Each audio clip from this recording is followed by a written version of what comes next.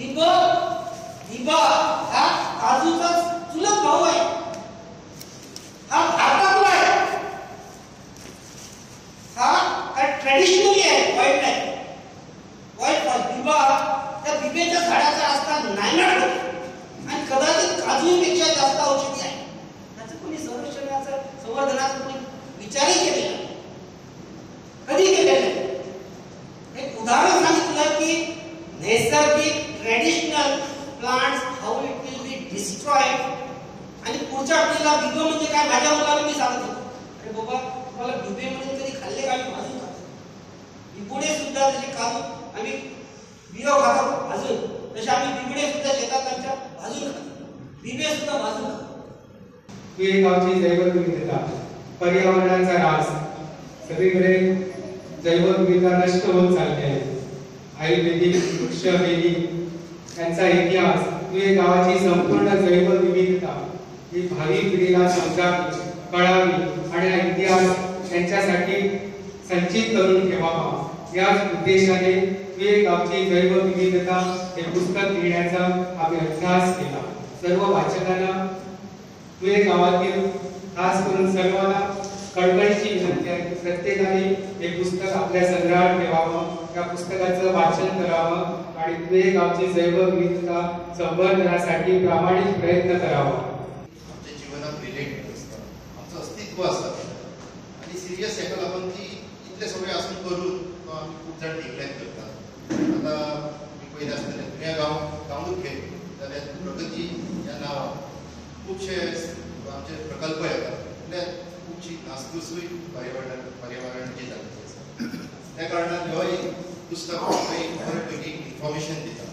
खूपशी इन्फॉर्मेशन हितून अशी आसा की म्हाका तरी दिसता की खुबश्या जाणांक आमकां खबर ना की आमच्याच गांवांत बायोलॉजिकल डायवर्सिटीचेर कितें कितें आसा. म्हाका सगळ्यांक एक विनंती करता की तुमी हें पुस्तक एकदा तरी प्रत्यक्षात वाचपाचें. भविष्यात असा वेळ येईल की फक्त कुठेतरी चित्रात आपल्याला दिसतील जी आपल्या पारंपरिक याच्यात कायम नेहमी दिसायची, ती झाडं भविष्यात फक्त चित्रात दिसतील अशी भीती तयार झालेली आहे.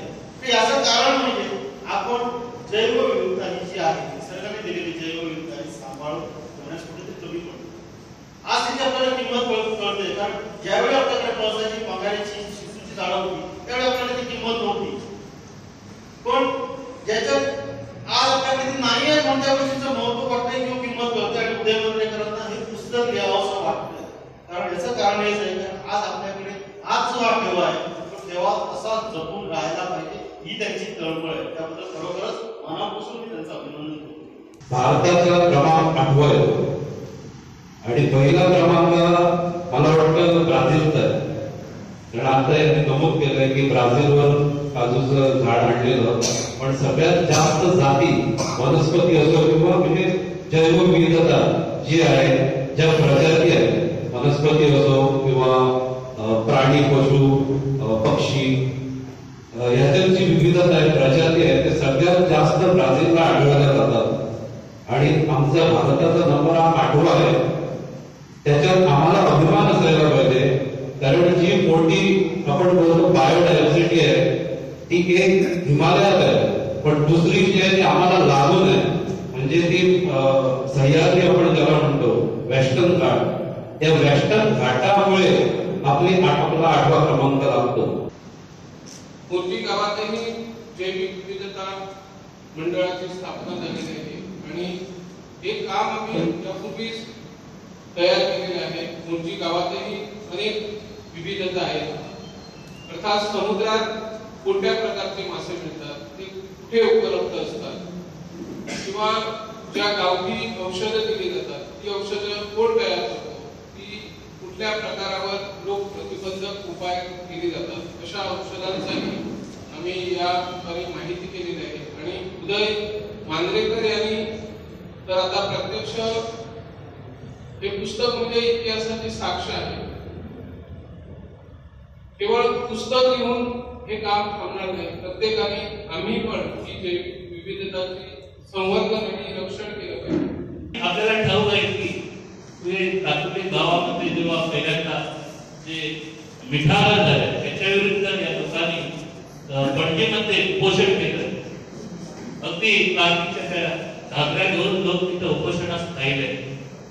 तुळे गावामध्ये खारफुटी जेव्हा कत्तल केली त्याविषयी लोकांनी आवाज उठवला आणि तुळे गावामध्ये जे शिंपले काढण्यात आले त्याविषयी सुद्धा आमचे मित्र किशोर गावकर, संजय राऊत यांनी जोरदार आवाज उठवला. त्यावेळी ते विद्यार्थी होते पण त्यांनी हा लोक लढा लढला.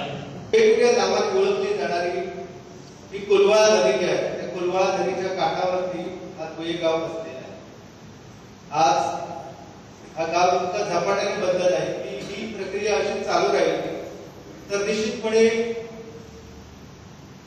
डॉक्टर बबन इंगोले सरांनी जे सांगितलं ती परिस्थिती या गावावरती आपण जर इतिहासाची पानं चाळली तर एक छोटासा प्रदेश जे पेडणे तालुक्यातील 5 गाव जर आपण घेतले त्यामध्ये बोरगाव, मांजरे, हळद अशा या गावाच्या साखळीमध्ये धारगड पाचवा जो गाव आहे ते ज्याची एकंदर क्षेत्रफळ आहे 1523.44 हेक्टर जे 5व्या क्रमांकाचा गाव.